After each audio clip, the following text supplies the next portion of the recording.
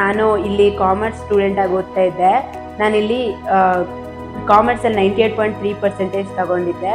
ಮತ್ತು ನಾನು integrated coaching ಸಮೇತ ಈ ಕಾಲೇಜಲ್ಲಿ ಇತ್ತು. ಸೈನ್ಸ್ ಅಲ್ಲದೆ ಕಾಮರ್ಸ್ಗೂ ಇಂಟಿಗ್ರೇಟೆಡ್ ಕೋಚಿಂಗ್ಸು. ಈಗ CA, CS, CLAT ಮತ್ತು IB-MAT ಈ ಥರ ಎಕ್ಸಾಮ್ಸ್ ಬರೀಬೇಕು ಅಂತಿರೋರಿಗೆ ಕೋಚಿಂಗ್ಸ್ ಚೆನ್ನಾಗಿ ಸಿಗುತ್ತೆ ಇಲ್ಲಿ.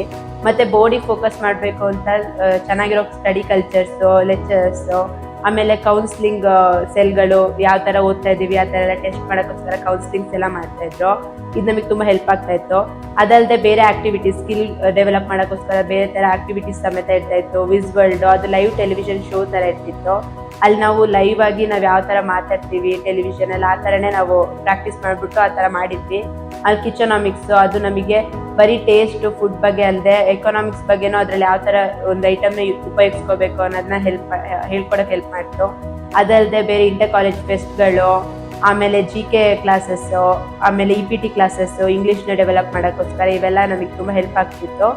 ಹಂಗಾಗಿ ಈ ಕಾಲೇಜ್ ನನಗೆ ಬೆಸ್ಟ್.